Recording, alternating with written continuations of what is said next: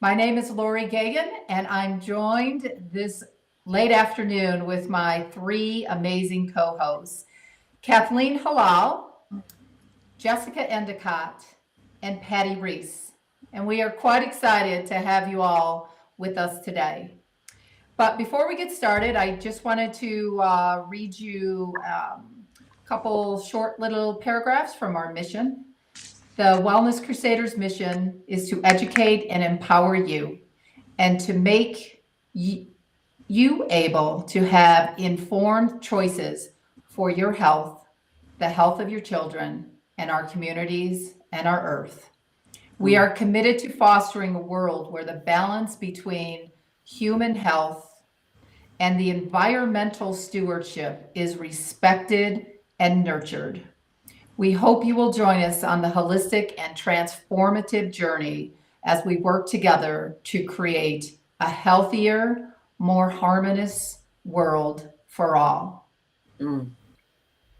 And so we will go ahead and get started. Before we do, again, I'm just going to read a few disclaimers that the listeners understand that the role of the health coach is not to prescribe or assess micro or macronutrient levels, to provide health care, medical, or nutrition therapy services, or to diagnose, treat, or cure any disease, condition, or other physical or mental ailments of the body.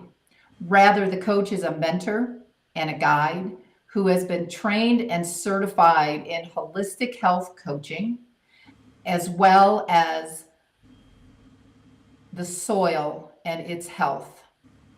We are not acting in the capacity of a doctor, a licensed dietitian, a nutritionist, a physiologist, or any other licensed or registered professional, and that any advice given by the coach is not meant to take the place of the advice of these professionals. If the listener is under the care of a healthcare professional or currently using prescription medications, the client should always discuss any dietary changes or potential dietary supplement use with his or her doctor, and they should never discontinue any prescription medications without first consulting his or her doctor. The listener also understands that the information, if I could speak, that would be great. The information mentioned in our talks should not be seen as medical or nursing advice. And it is not meant to take the place of seeing licensed health professionals. So I guess Kathleen Halal, you're up, and I'm so looking forward to what you have to say today. So welcome. Thanks, Lori. Nice to see all of you today.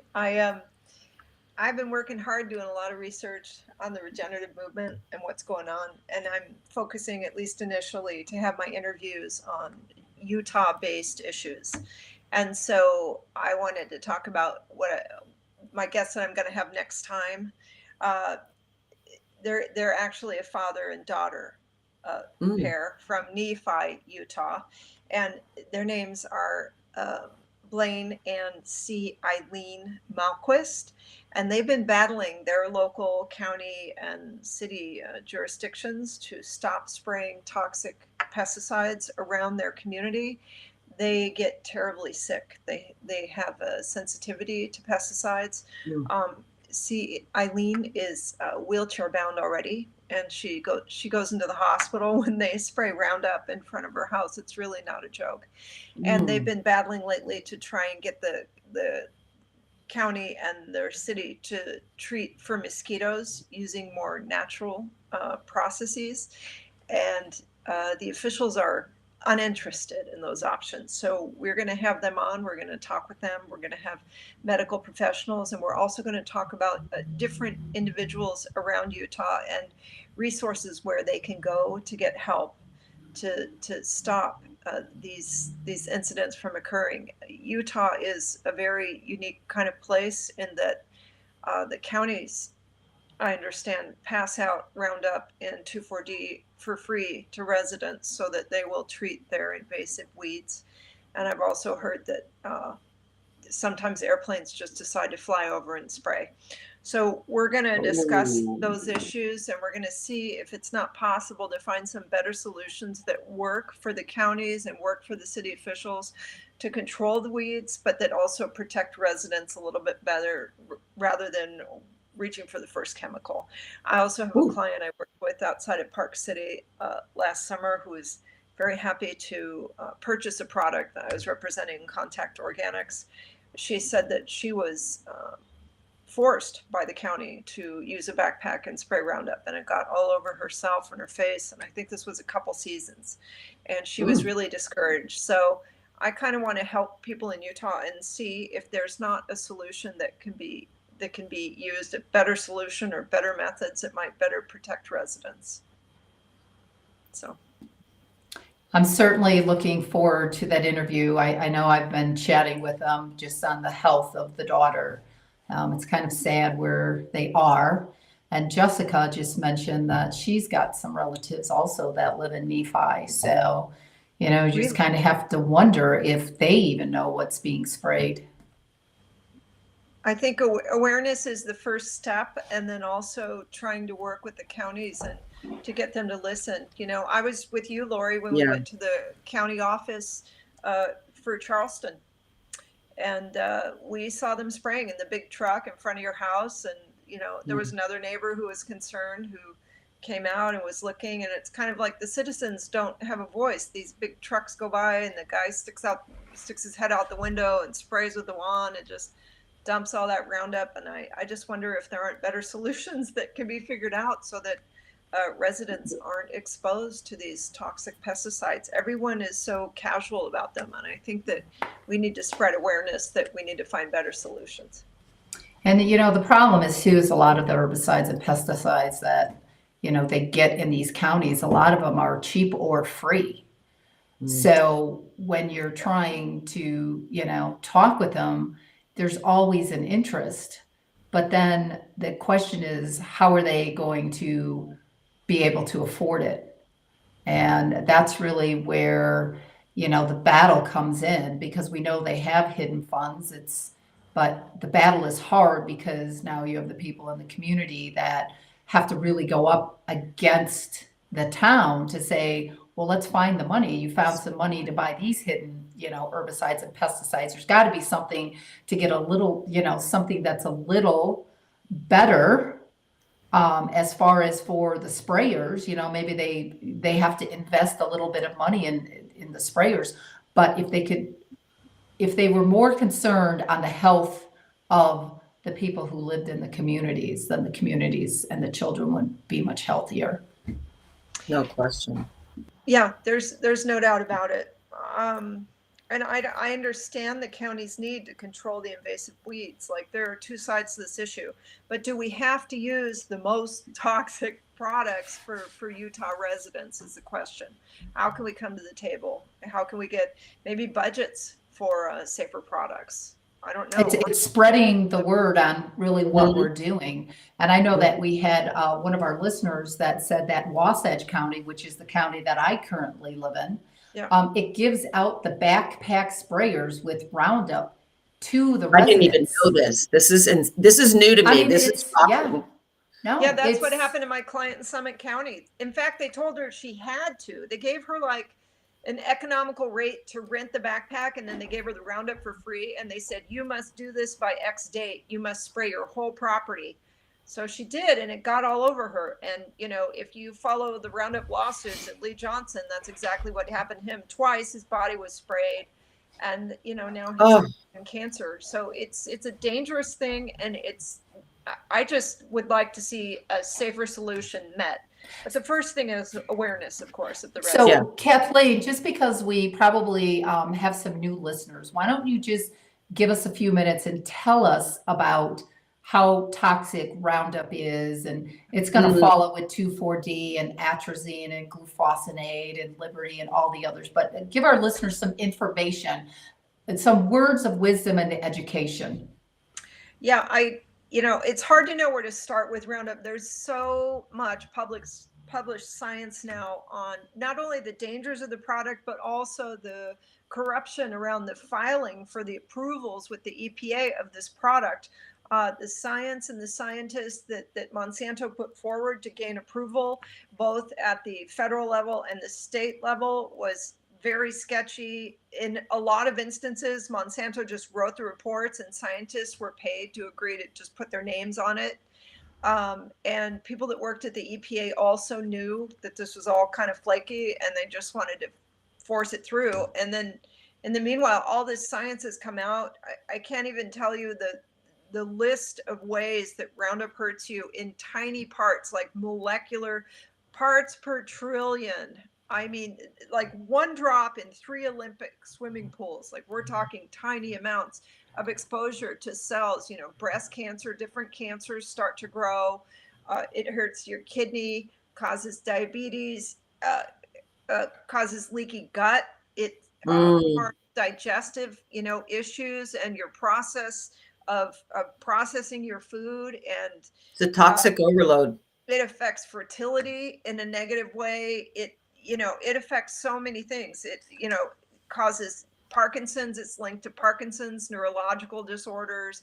And this is in tiny amounts. And what happens is you might be exposed in a tiny amount once, and that might not be such a big deal. But when it's a tiny amount every day over years, this is the issue. This is the issue, and this is what's never been tested really in the long-term exposure. But a lot of the independent scientific reports, I mean, I stopped collecting them. I must have come across, 1,000 studies that show different harms, fetal development, birth deformations in animals that are fed glyphosate-laced food. There's so much, and it's everywhere. Roundup is everywhere. Glyphosate's everywhere. It's in our rainwater, it's in the air, it's in our environment, it's in our food. It's really hard to escape. And I think that we need to start spreading awareness that, hey, this pesticide, this herbicide that we've been using more than any other herbicide in the history of mankind, needs to be, in my opinion, it needs to be taken off the market. Absolutely. So that's a solution. I think let's talk about the solutions. Yeah, now it's a big battle. Scared. Everybody's scared, right? Which is not that you're trying to do that, Kathleen, at all. No. I think it's awareness because, I don't know what you know on that level. I'm a nutrition food coach, so I come from a different place. But with all the environmental stuff, this has been going on for so long, right? So I think it's important. Yes, we need to get involved, and the backpack thing. I'm sorry, ladies and listeners, I had no idea about that.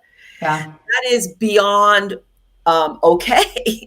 Yeah, beyond evil. And Kathleen and I have a mutual friend who actually works for the law firm up in Northern California, who won so far the biggest lawsuit. It was a $2 billion guilty verdict, and they were a farming couple in Central California that had been spraying Roundup for 25 years, and both came down with a non-Hodgkin's lymphoma. The payout of the first guy, it was Johnson. Was his first name Ron Johnson? What was Lee? Lee. Oh, yes. I've heard about. He won a guilty verdict for $80 million. But the settlement is not for $80 million. It's probably a quarter of that. But I mean, if somebody offered me like, hey, I'll give you $20 million, you continue to spray these herbicides, eventually you're going to get cancer. I'm not going to tell you when. Would you do it? I mean, you could offer me $1 billion and I wouldn't trade my life for that. Or your health. Yes. Lee was actually the first lawsuit. Baum Hedlund is the law firm, and they won the first 3 major lawsuits against Roundup that took place in California. And if you look up the notes on that case, you can look it up online under it's called the Roundup Papers or the Monsanto Papers. I can't remember which. Maybe Roundup Papers. Anyway, it has the documentation from all the lawsuit, and you understand why the jury is awarded so much money, because they were so infuriated and so alarmed by the fact that this product is even out there, that they wanted to give huge amounts so that people would pay attention, and it worked. There were shockwaves through the industry, but it seems like people have forgotten and they still buy Roundup, and the government kind of lets it slide. But it's a problem. But Lee Johnson, for example, Lori, he was a school grounds manager. So he was maintaining school grounds around children. Oh, yeah, like our Twice dear friend Mike spray. Bronson. Yeah, Yes. no. Yeah, or Mike Bronson, who we'll probably have on, who Yes. takes care of the grounds of a charter school. It's a charter school, right, Lori? Yeah, it is a charter school right in across Charleston, from and my house. he said his grandkids go to school, and he said, I will not work here if you make me spray Roundup. Like, he's standing up. He's like a Utah. He's a hero. The guy's a hero. And you know what? The school looks great. It survived. He didn't even need it. And this is the thing. This is the whole thing with regenerative ag and everything. Everyone's convinced that they have to have Roundup. You don't.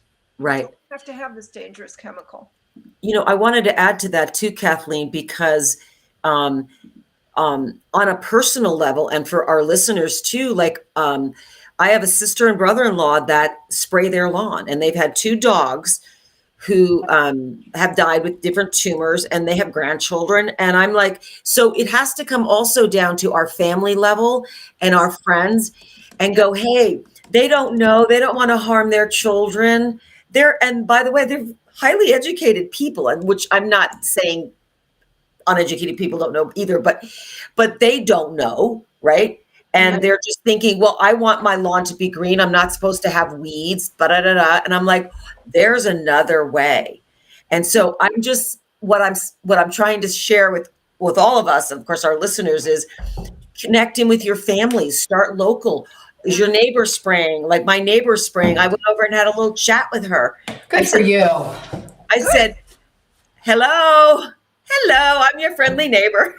We're going to talk about your lawn, so, and she switched, so this is us helping our communities too, because people don't know. And when we talk about food, a lot of people don't know what they're eating also has pesticides, and, so it's part of us sharing and us helping our communities and our families and our earth. You're of it. right. The Yeah, thing, Patty, absolutely. oh, sorry. Go ahead, Jess. Go ahead, Jessica. No, I was just going to say absolutely. Like we're the ones who can make the change, right? It starts with us. We're the one who makes the change, and then it can ripple out. But it has to start with us, and then our family unit, and then it can expand into our communities. We have to be the example. Right. That's exactly right. What I was going to say is what Patty said, like addressing the neighbor. Yeah. That stuff's blowing on you, by the way. I know. So it's affecting you, your dog, your kids. I mean, this stuff drifts. A lot of these pesticides and herbicides, farmers know they drift up to 2 miles. 2 miles, depending on weather conditions. And so it affects you. And I'm just going to throw out, since I'm about throwing out solutions for people taking care of their lawn, there's a product line called Sunday Lawn Care. Sunday Lawn Care. You could get this stuff at Target, and it's like choosing that over, say, Scott's. Just choosing a different product. It's not that you can't get the job done. It's that you can be smarter in what you buy. You could choose better.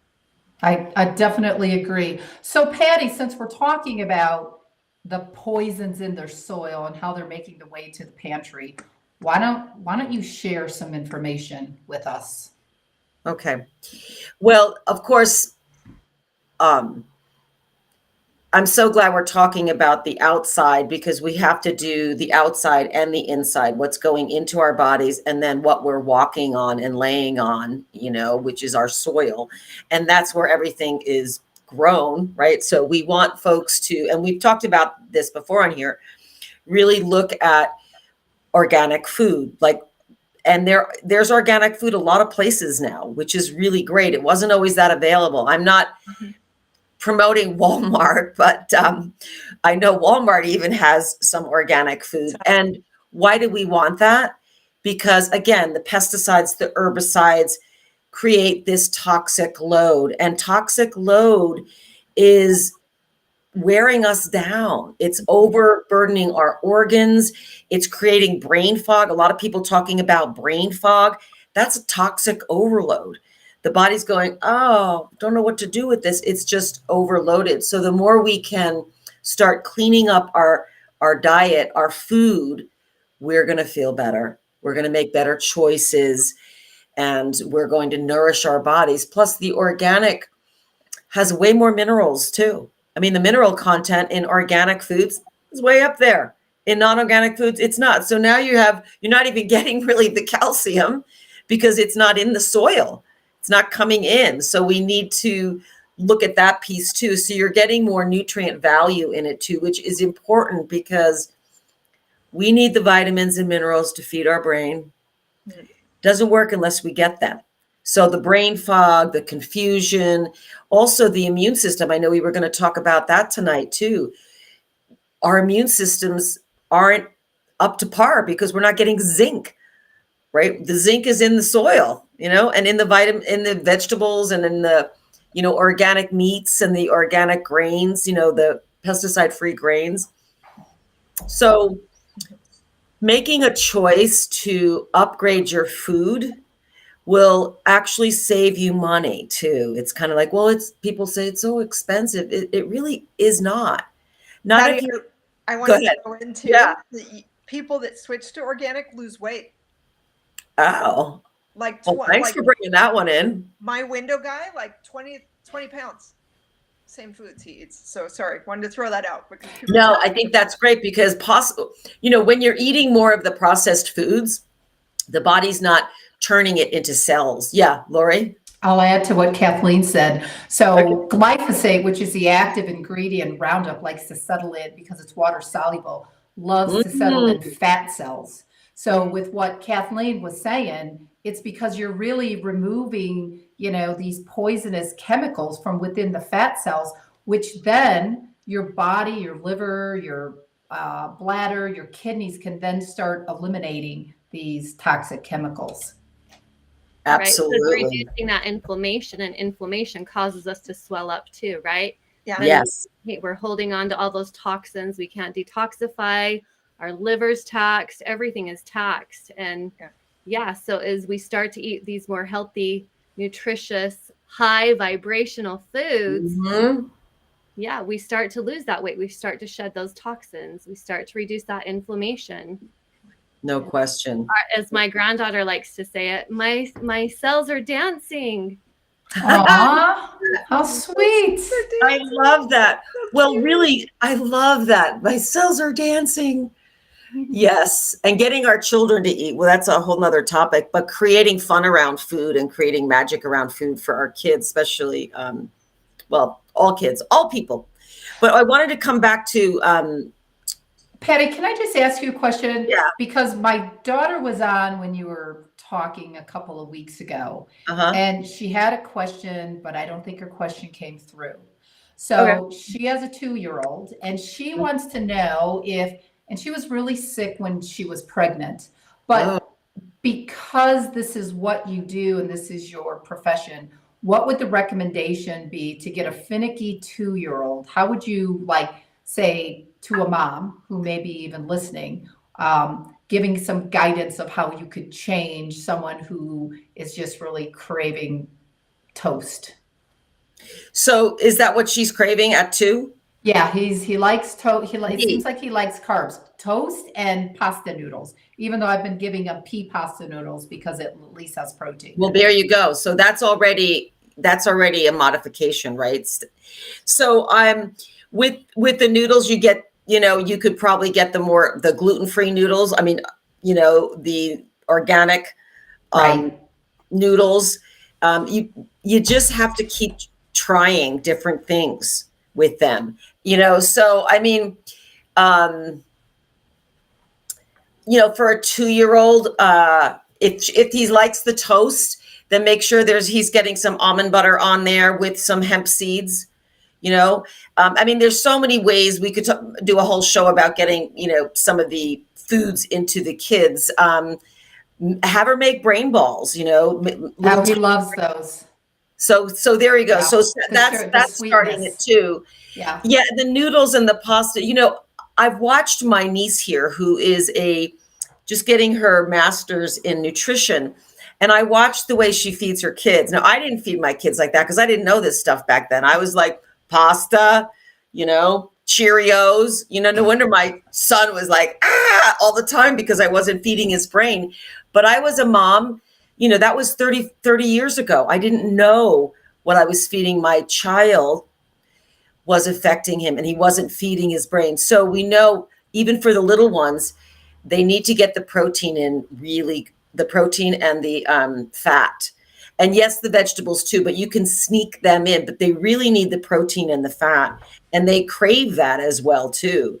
So finding ways for her as a 2-year-old to get that in.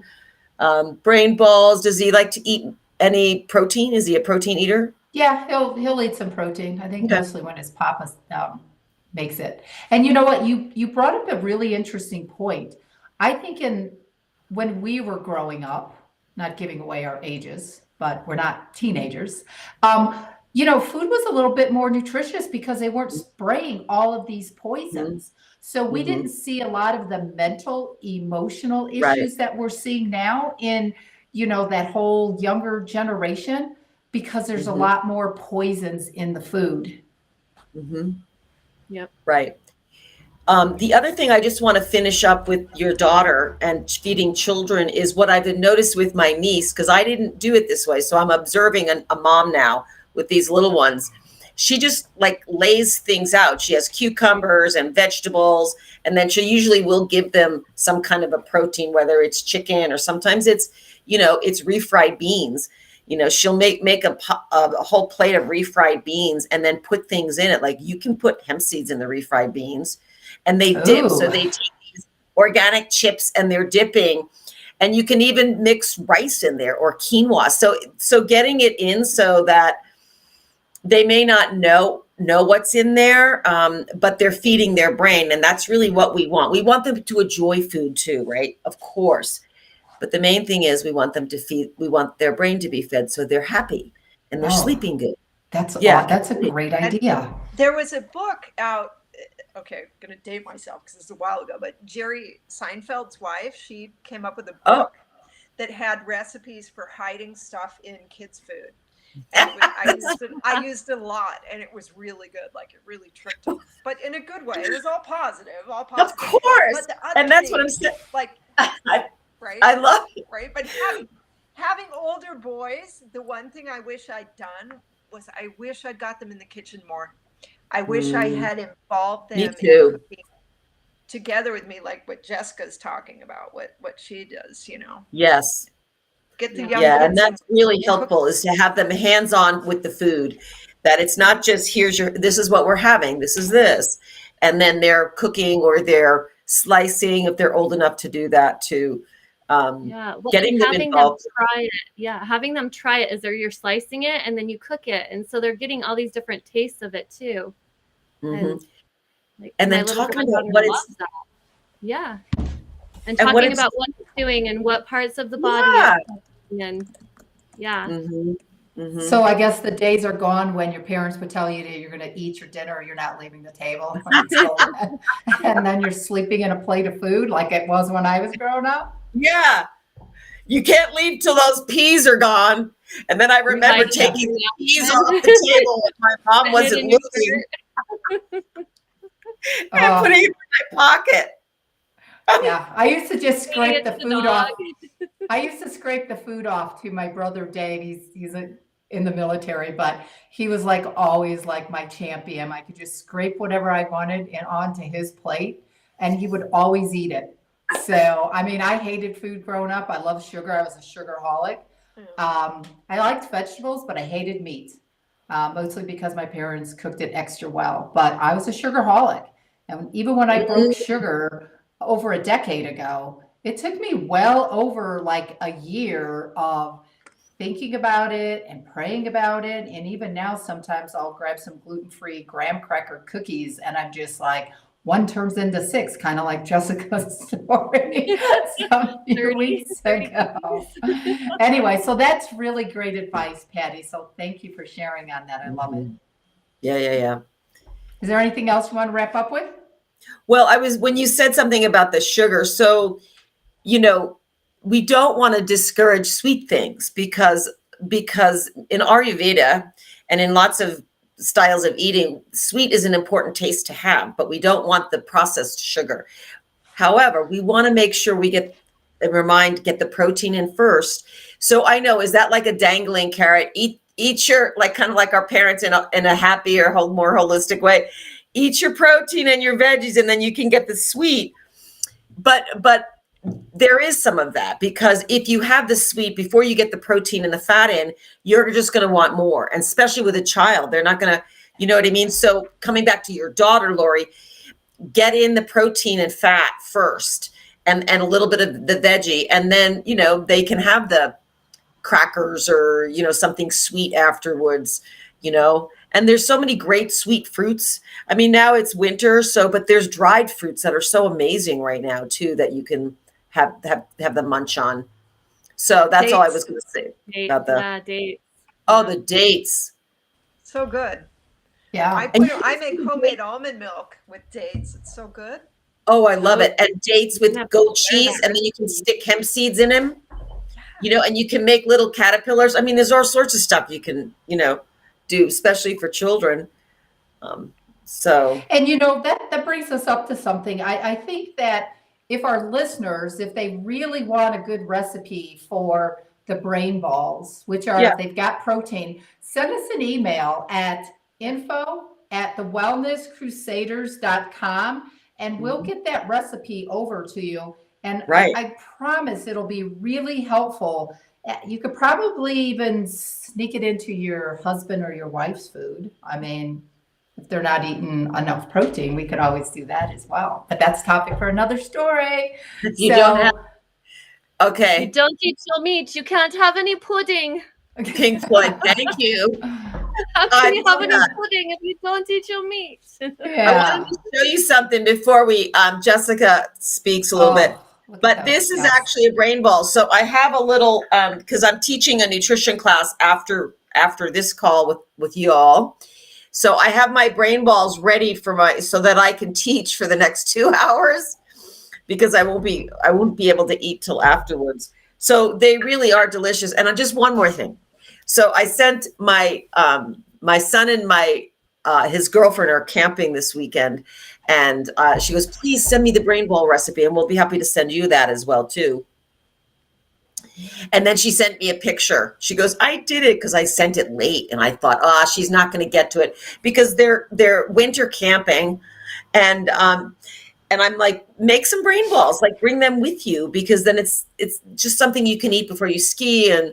And then she sent me a beautiful picture. So, you know, we share photos with your kids too. My kids and I have been doing that a lot, just sharing what they make. And it's part of the connection. We're not all eating together, but we can share our food and share the, you know, the joy of cooking and the joy of eating, and I'm seeing changes in my adult children now, because they're really looking at their health. And that makes me really happy. So that's really good. Mm-hmm. All right. Well, before we get started, hey, Dwayne, can you, before I get started, Dwayne, can you pull up that, for the people that can see this, it's definitely much better to see it in person. And again, we would be happy to send you this link. Our email is info@thewellnesscrusaders.com. You can listen in if you're in listen only mode, but we're going to go ahead and we are going to play a video. And you know what, as I always show this video in my organic workshops when I teach, this brought me back to who Kathleen is going to be interviewing next week with Blaine and his daughter. So Dwayne, we're ready.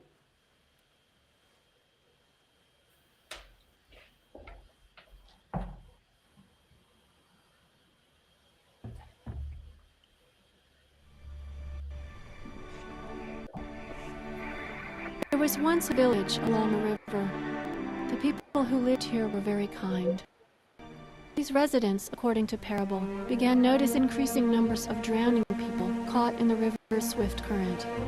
And so they went to work, devising ever more elaborate technologies to resuscitate them.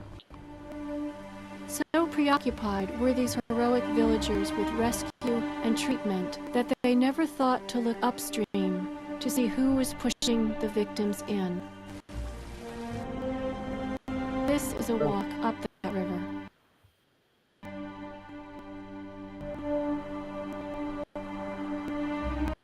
Dr. Sandra Steingraber is an internationally recognized expert on the environmental links to cancer. A cancer diagnosis is the beginning of an unplanned journey. There is a story behind each one, and this is my story.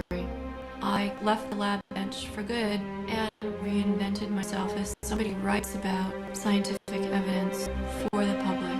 The disconnect between what we in the scientific community know about carcinogens and what cancer patients are told is huge. One of the difficult things with PCBs is not just what you were exposed to yesterday, it's perhaps what you were exposed to 20 or 30 years ago. Atrazine is the number 1 or 2 weed killer in the world, and it is the number 1 contender. There's almost no aquatic environment, including rainwater, that's atrazine free. It's not just the dose that makes the poison, and it's not just timing that makes the poison. It's who you are that makes the poison. When you have cancer young, your ability to kind of lay a plan is taken away. There are things in this world in which you need to presume longevity. Abolitionists. These chemicals simply need to be phased out. When carcinogens are introduced into the environment, it's a sign to death. I don't have time to put a happy face on cancer. Cancer is a serial killer. Here we have a population of beluga whale where we find cancer on a regular basis. There's no other cases like that in the world. Darnell's going to be famous. He's the first genetic male frog that's actually completely turned into a female upon exposure to atrazine. So you look at these animals and they actually also share the same environment we live in. You have to ask yourself, well, could that also happen to us? A few weeks ago, the phone rang while I was trying to meet a writing deadline. It was the nurse in my urologist's office. She was calling to say the pathologist had found in the urine collected from my last cystoscopic checkup abnormal clusters. What am I trying to say here? Are you fine or not, Sandra? What's the end of the story? Well, I don't know.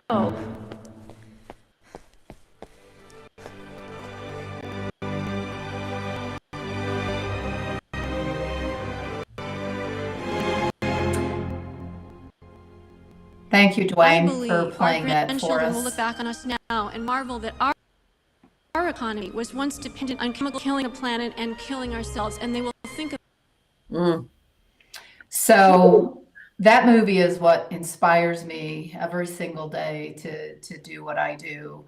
And that's really getting the word about the poisons in the pantry, the toxins in the soil. And I believe in my heart of hearts that it starts in the soil. And if we don't speak up, then we're not doing our families or our communities any justice. So this is what I fight for. But I'm going to recap. Last week, I actually did an interview with Dr. Richard Fleming on the immune system. And so I kind of wanted just to recap that for, the listeners who weren't able to listen in. And I'll go through this quickly. But I mean, we're in this world we're living right now where RSV is everywhere. And it's wicked, and people are getting sick for longer periods. The cold virus, the flu virus, the norovirus, and even COVID. So I think it's important for our listeners to know that our bodies have 2 separate immune systems. We have the innate immune system, which is what we were born with, and it keeps learning as we keep aging. And if you think of the innate immune system, let's just say you get a cut in your finger, and then what happens is your innate immune system, your white blood cells, they send the soldiers there because they're trying to fix it, repair it, and heal it.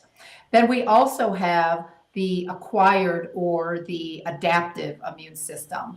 And the adaptive immune system is what we acquire throughout our lifetime. So we get hit with the flu virus, and our adaptive immune system remembers that. It creates these antibodies, these soldiers, and it continues throughout our lifetime.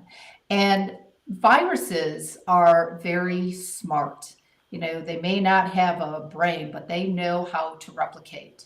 So when they're replicating, let's just say that somebody gets the flu virus and someone decides that, you know what, maybe I should take a flu shot, not knowing really what's in the flu shots. I'm going to talk a little bit about that in just a minute.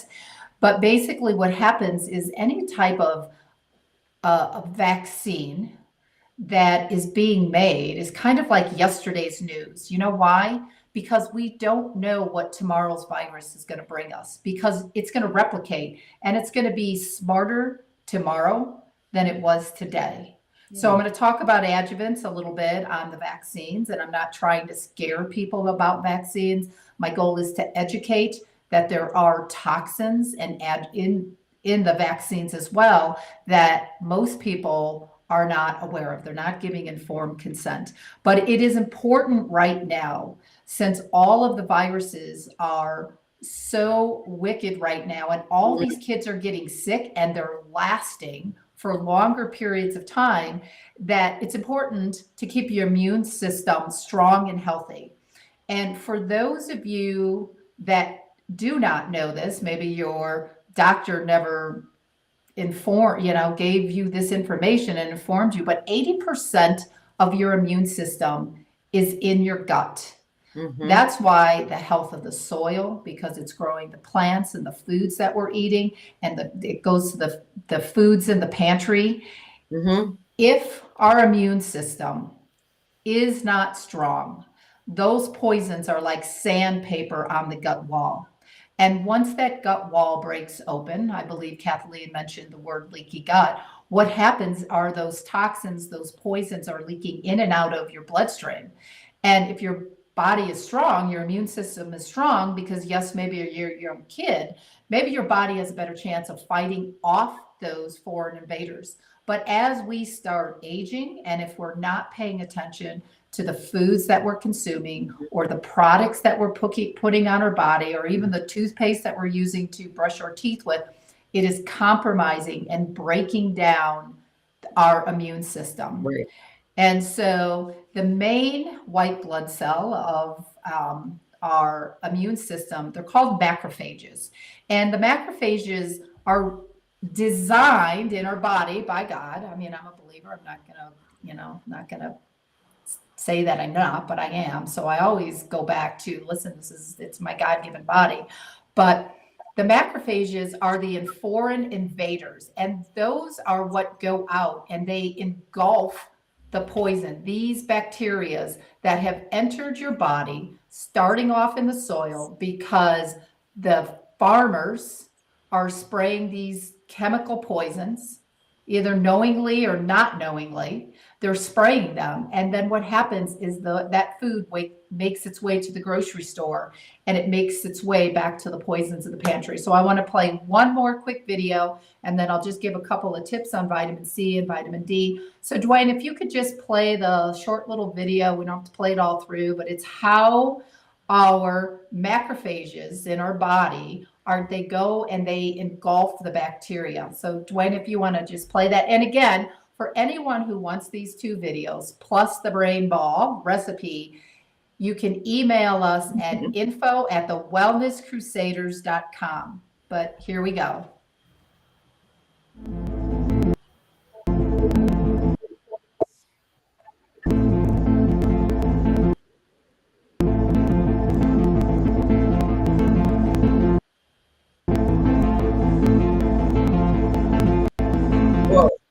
So it's basically just showing how our immune system is fighting for us inside our own bodies, even though we can't see it.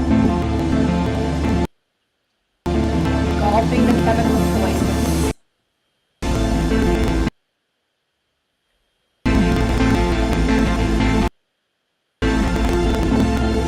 It's now showing how they release a protein that can alert our immune system to start engulfing.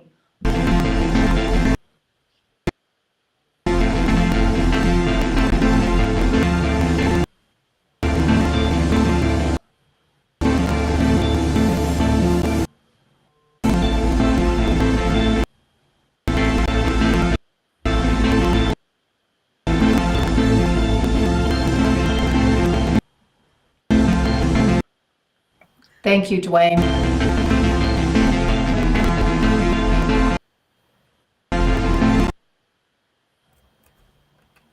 Thanks, Dwayne. And so basically, the stronger our immune system is, the better we're going to be able to combat all of these poisons and the toxins. But I have to tell you that if your doctor is not educating you about what we are educating you about, I highly suggest that you go into your doctor's office and ask them, like, why didn't you ever tell me about that I had two different immune systems? And you know what, honestly, if you can't get a good answer from your doctor, it's probably time to move on to another doctor who is willing to educate you, because it's not. So what do we do to strengthen our immune system? So, the reason that I love Main Street Media Utah is because we're able to tell the truth. We're able to educate our listeners on things they either A, may never have heard about before from their doctor, or B, maybe their doctor's not even relating it back to how toxic and poisonous the soil is. So that's why we are here, because we are here to bring you the education, the truth. And if any of our listeners are out there and you decide that, hey, you want to consult with Kathleen or Patty or Jessica, again, that email is info@thewellnesscrusaders.com. You can let them know what you're looking for and we'll respond within 24 hours. So vitamin C is a very powerful antioxidant, and it is a water-soluble antioxidant. So basically, you can't take too much of it, because whatever your body and your cells aren't using, you're going to urinate it out. Vitamin C cannot be made in the body. So you either A, have to get it from clean source foods, and knowing that that farmer is growing in clean source soil, or you have to supplement with it because it's strengthening your immune system. And Dr. Klenner, who was one of the founding fathers on vitamin C, prior to his death, had wrote over 27 papers on vitamin C and how it can reduce the viral load. And there are literally hundreds of peer-reviewed studies on vitamin C. Yet doctors really aren't talking about vitamin C, especially when people are in the hospital, especially when people have sepsis. So again, vitamin C cannot be made in the body. You have to get it from clean source food or by supplementing. Why isn't there a cure for the common cold? Kind of goes back to the virus, because a cold also is a virus. And for those of you who didn't know, that a cold virus, when somebody sneezes, whether they are covering their mouth or not, I mean, even if they're covering their mouth, they're not going to catch the whole thing. Did you know that a cold virus can last on a surface for up to 24 hours? Yucky. Think about how many times we go in and we open a door, not even thinking. And a lot of us now are just using our shirts, using our jackets, using paper. I go to the gas station pump and I use a paper towel. I never touch the gas station pump. But 24 hours later, that cold virus is still active. And for the children, they're going to school, they're touching things, they're always putting things in their mouth. I got a little granddaughter and she likes to suck on her fingers. She doesn't like a binky, and I keep calling. I'm like, you can't have COVID fingers, Ava. Anyway, so 24 hours is how long the cold virus lasts. And there are over 160 different types of cold viruses. And there is no way you can put all of that into one shot. Because as soon as you, bless you, I'm glad you covered your mouth, Jessica. As soon as that virus, like they come up with something, it's just going to outsmart, because viruses have been around before man has been around on the planet. So how do you catch a cold? Your three largest organs, your eyes. So people who wear glasses probably have a little bit more protection than for some of us who don't wear glasses. Our nose is one of the organs, and our skin. Our skin is the largest organ on our body. And that's how these viruses can come through and then compromise our immune system. How small is a cold virus? So if you think about the size of the side of a credit card, it's about 200 microns thin, super thin. A cold virus is 30 nanometers, which is way smaller than the size of the side of the credit card. A COVID virus is 80 to 160 nanometers. However, all of the masks, including an N95 mask, are not capable. I'm going to repeat that. The masks are not capable when someone sneezes or someone coughs. They're not going to protect the person wearing the mask from that virus coming in. Now, I like when people are sick and they do wear a mask to travel. That's the time that mask should be worn. But if you are not sick, the masks they're not going to help you. And all you're doing is rebreathing in your own carbon dioxide and your own toxins. And we are seeing it firsthand in our children, in older adults, in the medical community, where we're seeing the contact dermatitis all around the face. And I have a dear friend, a nursing friend who works in hospice, who actually has the contact dermatitis, and it comes and goes because it's a virus. So just a few things to remember. Now, the flu virus, on the other hand, a flu virus is going to last about 2 hours on a hard surface. Not that you want to get a flu virus over a cold virus, but it doesn't live as long on a hard surface. And again, there's different types of flu viruses. There's the A type, which is the most common type. There's a B type, and there's the C type. And they propagate from host to host, meaning they propagate from human to human. So when you're touching those doors, when you're touching the shopping carts, when you're touching things out in public places, keep something that is non-toxic. I personally like hypochlorous acid from the Hypochlorous Acid Company. I would be glad to share that information. That's what I use. Why? Because it is proven scientifically to kill the cold virus, the COVID virus, the flu virus. It's the only USDA organic. I can use it on my grandchildren's hands, on their mouths. Put them on the shopping carts. I use them everywhere. So we'd be glad to provide you that as well. So again, a recap. Flu virus, 2 hours. Cold virus, 24 hours. Over 160 different types of cold viruses. And real quick, I'm going to recap the flu shots. Again, remember, viruses are much smarter than the human beings. Viruses will always outsmart science. So when you think about this, and I am hopeful that your doctors are giving you informed consent, that they're talking about the adjuvants that are in these vaccines. And for those of you who do not know what an adjuvant is some type of chemical or a heavy metal. Maybe it's aluminum, maybe it's the thimerosal mercury, but they have to have something to open up the cell wall so that they can get the ingredients. Whatever's going in that shot, they need to get the ingredients into the cell. So they put these chemical adjuvants, which are harmful to the body. Aluminum loves the brain. Mercury loves the brain. We can go on how much these heavy metals damage us. But I implore you that before you consider a next flu shot, an RSV shot, a COVID shot, a COVID booster, or the hundreds of other shots that are out there and the ones that are yet to come, ask for informed consent. Get the paper, read it, ask what adjuvants that they're using. And so that was my little recap.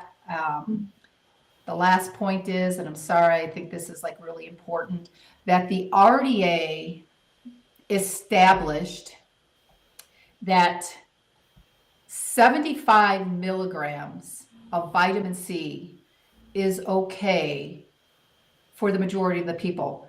Though that RDA goes back way into the early 1900s when the soldiers were getting scurvy. And more people are getting all these viruses, yet the RDA, that's your big government, that's FDA, that's all of the stuff that we're, all trying to work with.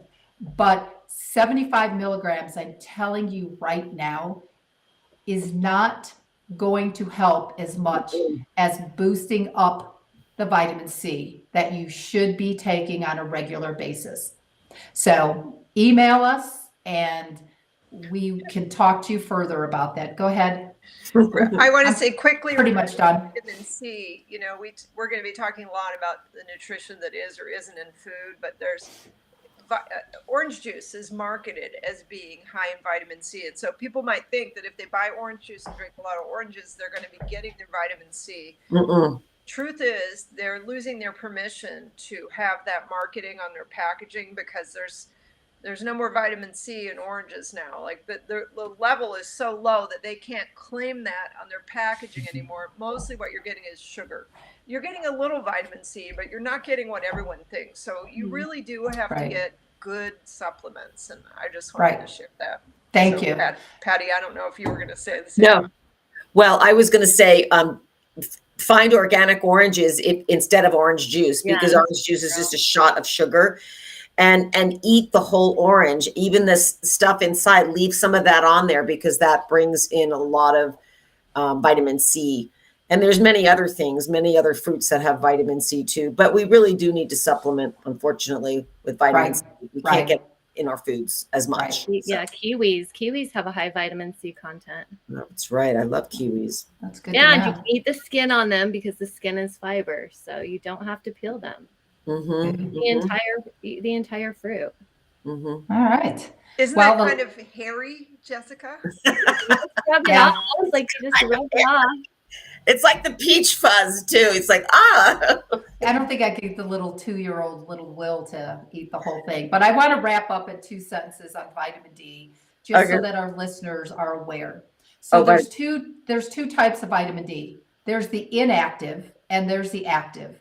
So you have to remember on whatever vitamin D that you are taking, that you have the active form, which is calcitriol. It's CALCITRIOL. And the reason that you want the active form is because if you are taking the inactive form of vitamin D, Kathleen, you're taking the right one. I'll just tell you that.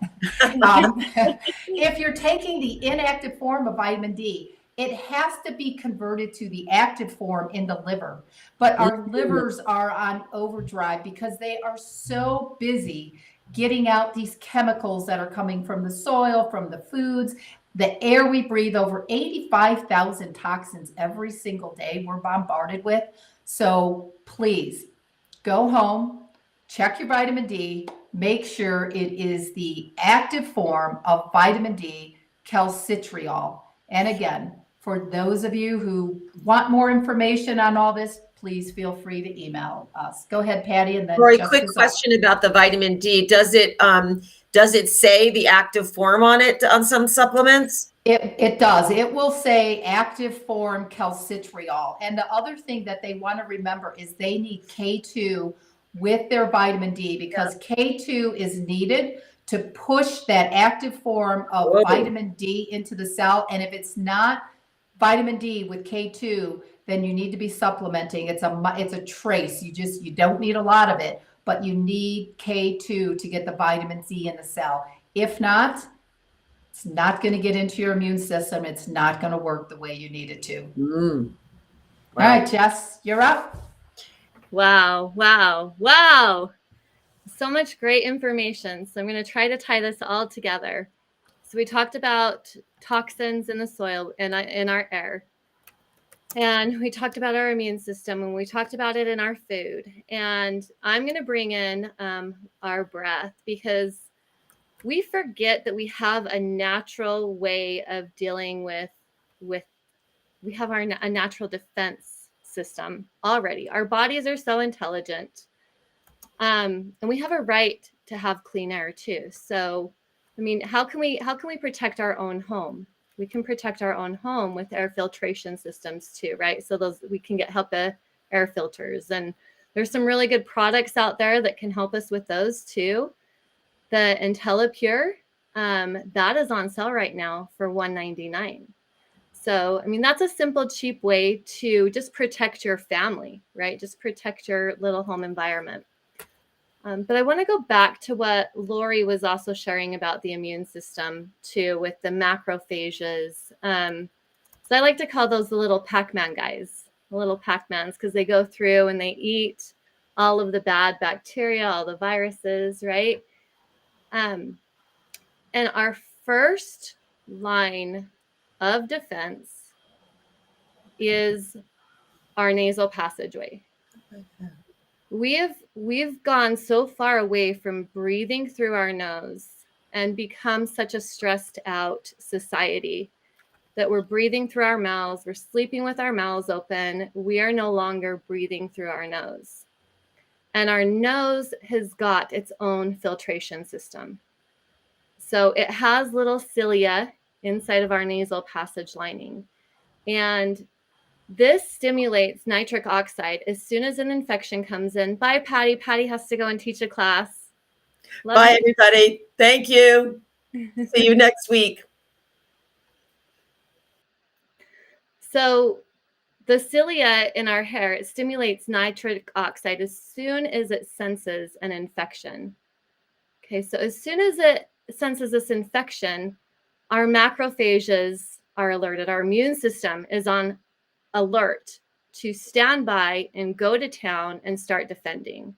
So as soon as these little hairs sense an invader, our immune system kicks into gear. Now, if we are eating, nutritious, delicious foods, if we're taking our vitamin C every day, if we're taking our vitamin D, then our immune system is ready. It's geared up, right? It's already going to attack all of these cells or all these foreign invaders. And I think it was Leor last week, Patty, that was talking about if we are taking enough vitamin C and we have enough nutrients in our body, we're not going to get sick. So we're not going to get sick from these foreign invaders, right? But when we're breathing through our nose, that filtration system is happening and we're breathing deep into our lungs. A lot of us are breathing up here. We're breathing in the top part of our lobes. We actually have 3 lobes on the right side and 2 lobes on the left side. And we have to breathe deep. When we're breathing deep, it's also stimulating our lymphatic system. So as it's stimulating our lymphatic system, which is also a part of our immune system, now it's helping to produce more immune fighting bodies, right?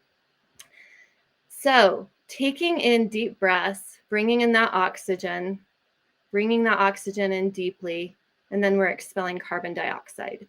Now, a lot of the toxins that we're breathing in will just sit in our lungs.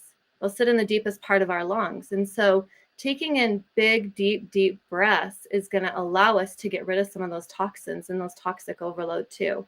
So we talked about that toxic overload in the beginning, but breathing it's a tool, you guys. It's 24/7. It's available to us day and night. So it is there for us. Breathing, I just want you to get that in your head, that breathing through our nose, it is our filtration system. Mouth breathing, it creates physical changes in our body and it transforms our airways and it softens the tissue in the back of our throat that just leads to more mouth breathing.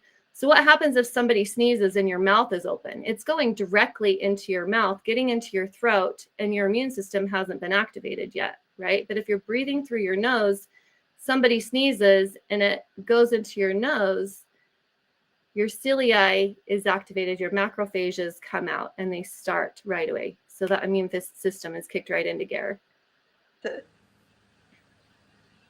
Yes, Kathleen? Oh, sorry. I didn't want to be rude. It's just that a lot of doctors are saying that a really simple way, like building on what you were saying, a simple way to protect yourself is morning and night, do the saline nasal rinse to kind of like after it gets stuck in there, then just rinse it out so it can't develop into something big. Right. And a lot of the times we're thinking too that, we've got congestion, we've got all of these things going on, but that's our immune system. That's our immune system going to town to bat for us. And so blowing our noses, hawking those logies, like getting that stuff out, that is our immune system killing these cells. So getting that out of our system is beneficial for us. Our body knows what to do to help us with these. And then we have our neutrophils. Our neutrophils are another part of our immune system. And the neutrophils will go to town to work.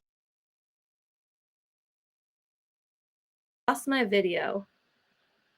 Uh-oh, where did we lost? We lost part of us. It's weird. There we are.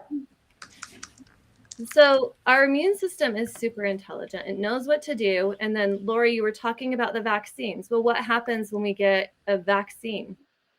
Yeah, it's supposed to activate our immune system, but it's bypassing all of these things, right? It is bypassing everything that our immune system knows how to do. So it's not geared up. Now, all of a sudden, our immune system is acting off of the sympathetic dominance, which is the fight or flight response, right? So now our immune system is doing this fight or flight. Okay, I've got to hurry and get to town. It's creating more stress within us.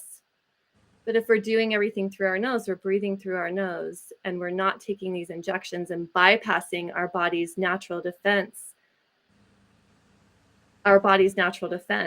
then we're going to be more healthy. Our body's going to be in a more relaxed state as well. So when I had COVID,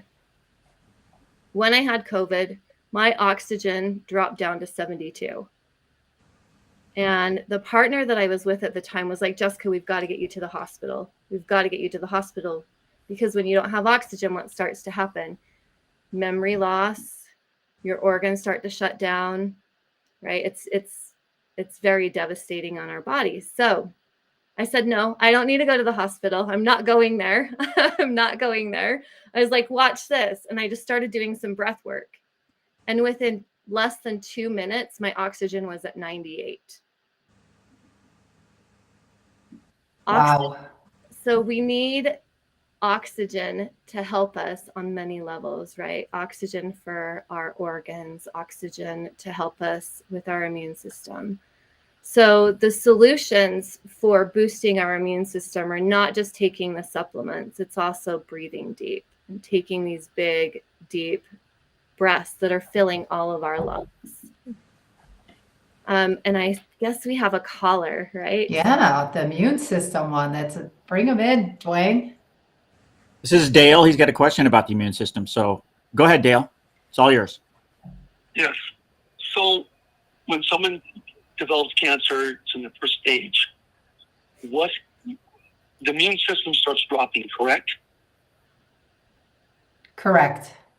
So what can someone do with the immune system to build their immune system when they have cancer? Does the vitamin C still work? It does. Do you have a functional medicine doctor? And I guess the difference between like functional medicine and conventional medicine was, conventional medicine doctors, most of them don't want to talk about amino acids and antioxidants. Do you have someone who's willing to listen to you to ask the why? We would be happy to provide you some information in an email on how vitamin C can help the body, the immune system with cancer. And there's a lot of really great studies out there. We'd be happy to email to you as well. Okay. Do you have our email address? Yeah. Okay. It's What's that? info@thewellnesscrusaders.com. Or yes. Okay. Yeah, I was just wondering, so I was listening to you talk about the immune system and vitamin C and all the flu stuff about there's 160 viruses. And I was just wondering, when people get cancer, how do they fight the colds off and everything? If the immune system if the white blood cells are higher than they're normally, I think the normal is 20, is that right? It's because your white blood cells are fighting for your immune system. So it's throwing these soldiers into your immune system. But And when even you have cancer, you have higher white blood cells as it gets higher, correct? As it gets right, your body's fighting for itself, so it's releasing more, you know, of the soldiers in to fight for your body. But even breath work that Jessica is all the talking about soldiers. it. Yeah, that's how we look at like, that's yeah. for the But even Pac-Mans. yeah, even the breath work that Jessica is talking about, you know, to help the immune system as well, is really beneficial. And we'd be happy to chat with you off channel if you're interested in finding out more information. I mean, that's why we're here. We're here really to spread the truth. Yeah, I would be. And to give you some guidance and some, you know, some of the studies that we think that could be beneficial. And maybe Jessica can talk to you a little bit about like breathing and stuff like that. Yeah, and I think it's important too to note that we're not medical doctors, and so it's can't really give in-depth information when it comes to cancer. But we could lead you in the direction. But we can definitely medical talk doctors to you individually, right. on air. We can't really disclose a lot of information about that kind of stuff, but we were happy to talk to you individually about it. Okay, so and we could provide some studies that you could take to the doctor you're currently working with as well. Okay. You know what? You know what is incredible? A natural way, fasting. Fasting can help with cancer cells, and in fact, they did a study with fasting before people received chemotherapy, and what it did was it allowed the chemotherapy to directly target the cancer cells. So people that fasted 24 hours before they went in and had the chemotherapy done, the chemotherapy directly targeted the cancer cells and didn't kill any of the healthy cells. So, and then also it's important too to remove the poisons from the pantry, right? We don't want to feed the cancer. So feeding cancer, sugars can feed the cancer. It's going to cause more inflammation because now your body is trying to attack all of these other invaders, right? It's trying to attack all of the toxins. But when you're eating healthy, that's going to support your body in being able to deal with the cancer.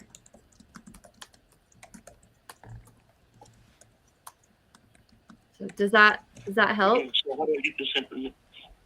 Yeah, how do I get the information? So send us an email. Email in? Yeah, you can email us info@thewellnesscrusaders.com, or you can go to our website, thewellnesscrusaders.com. Okay. And Dale, it's important to know, like the stuff that Kathleen Halal is talking about, the poisons start in the soil. So it's really important to make sure that the foods you are eating are organic. Not that organic foods are 100% safe, because there's really nothing 100% safe anymore. But organic is better than conventional. And when you email us, we could send you the list for the Dirty Dozen. And the Dirty Dozen are the 12 most toxic foods that you should always eat organic from. There's also a Clean 15. So, you know, if it's something you can't afford on a Dirty Dozen, then you can look on the other list, which is called the Clean 15. And you can pick things from that list. But I think it's important to get this information in your hand. If you're concerned for yourself or for a loved one, we would be glad to send you some of this information on there. Yeah, I'll just share that the Clean 15 and the Dirty Dozen, you can find them on the Environmental Working Group's website too. So, or EWG.org. EWG.org, yeah.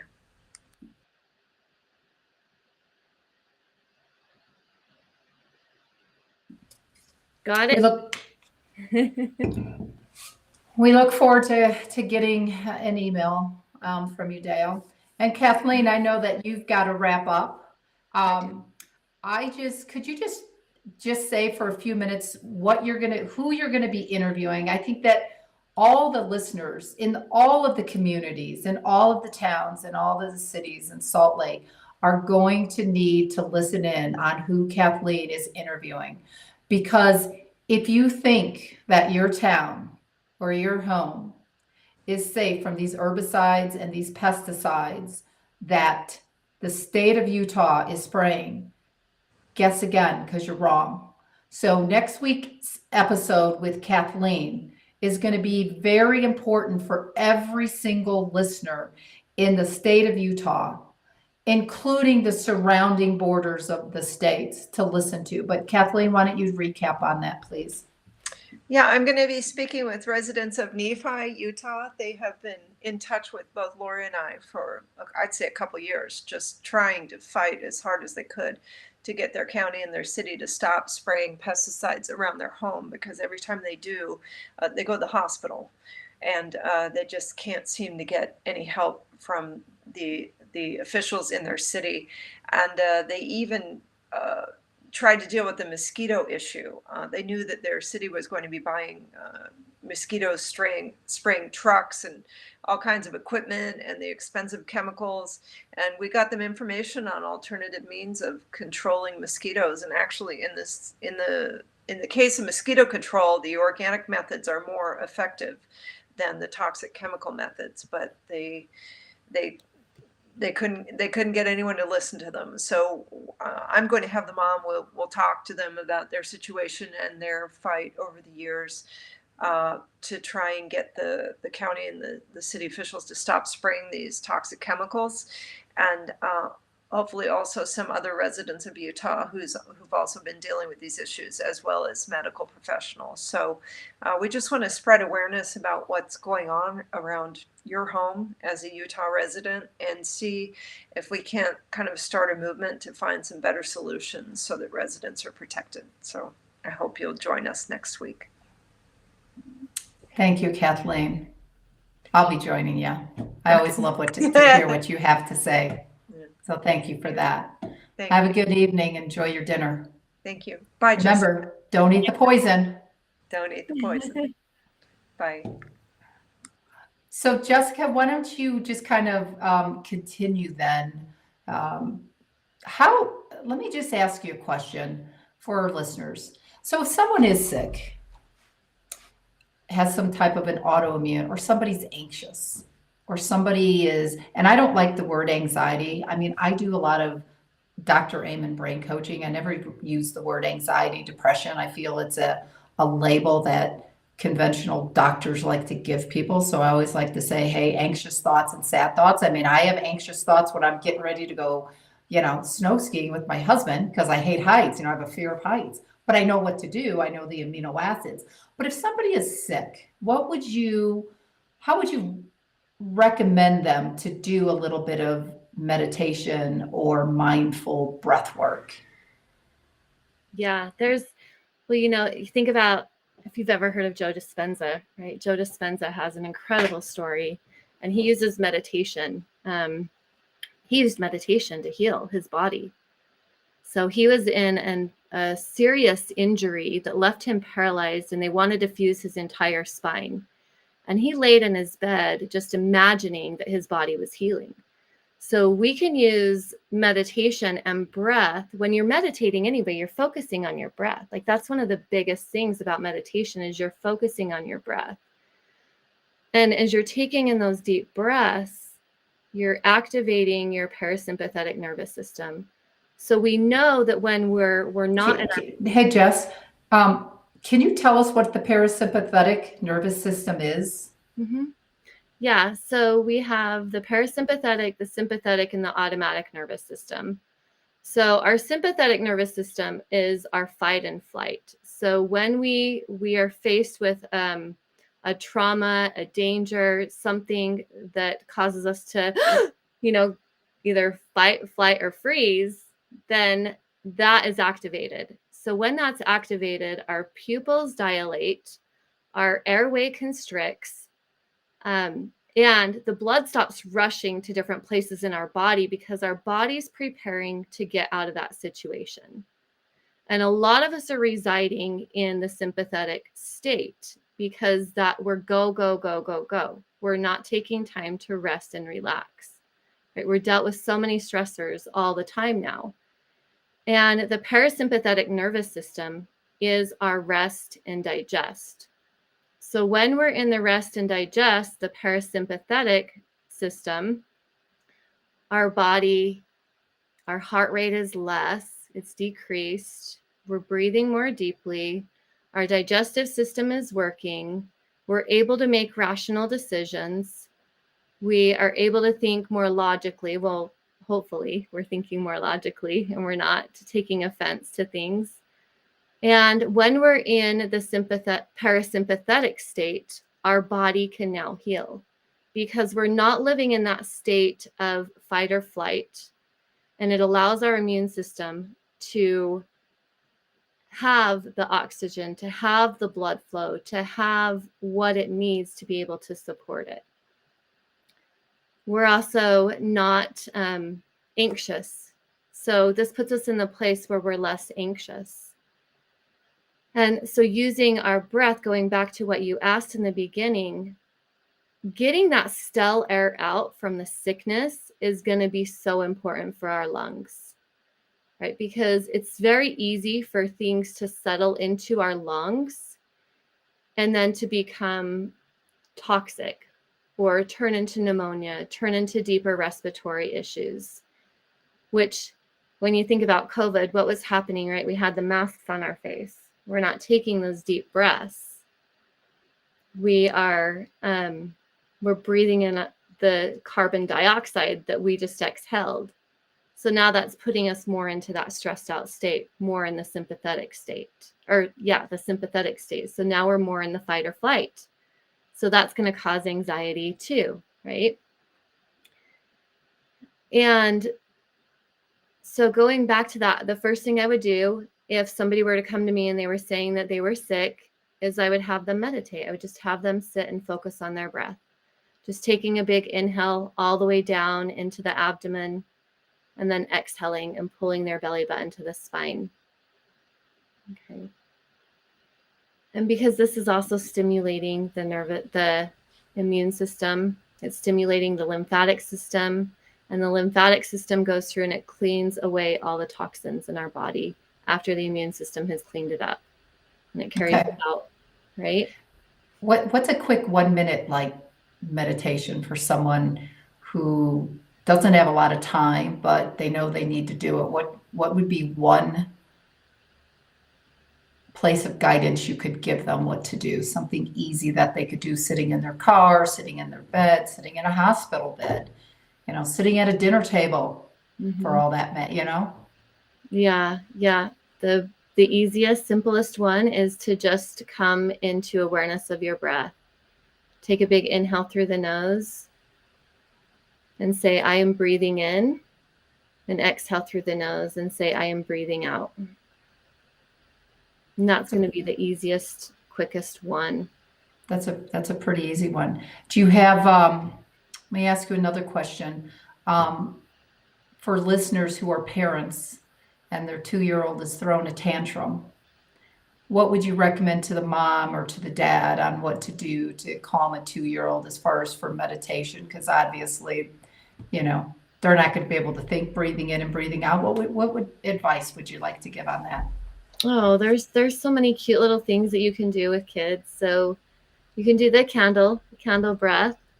I love that one. And so the candle breath is they're imagining that all their little fingers are candles and they're blowing them out, right?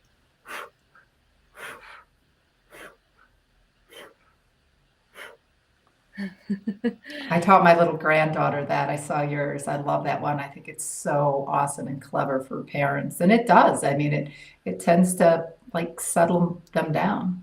Yeah. What about for an elderly person, maybe in a nursing home, who may be a little anxious because they're not getting enough visitors? I mean, what would you recommend on something like that? There is a beautiful one that I used to do with my mom.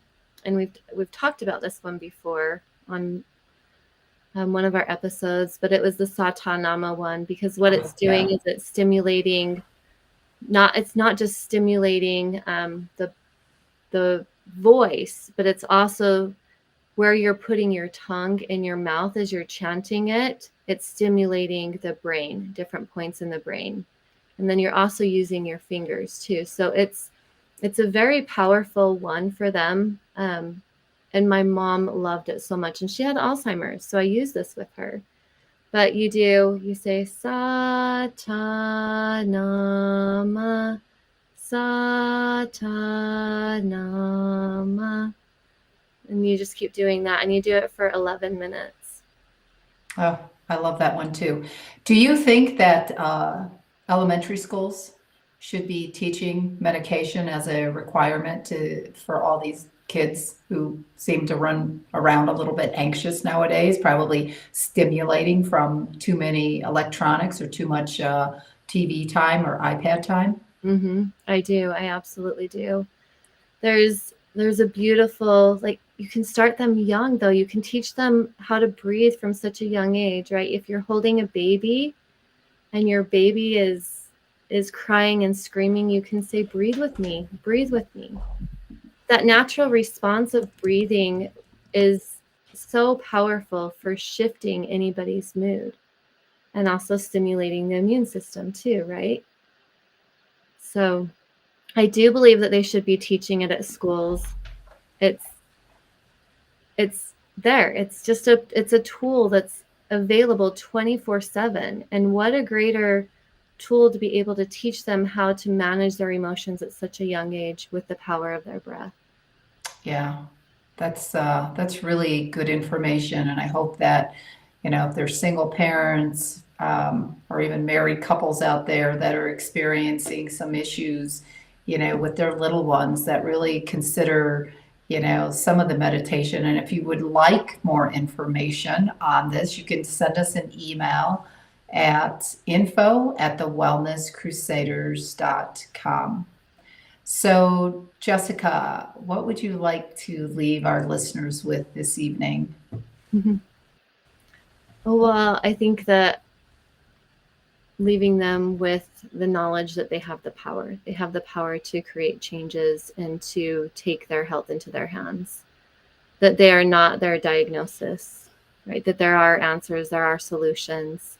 And that even though, like, some of the information that we're presenting seems overbearing and scary, there's also really good solutions that we all have, right? We as a group have, and to reach out to us. Right. That they're not alone in this journey. Right? They're not alone. That is a perfect wrap, my dear friend. So thank you very much for sharing those helpful tips. For all our listeners, a real powerhouse team next week, and it's a fellow citizen of yours in Utah. And you're not going to want to miss the interview because it's happening in your town. You just may not be aware of it. So thank you. Good night for now. Thanks, Dwayne. We really appreciate it. And I hope everybody has a beautiful, blessed evening. Thank you very much. Thank you, everyone.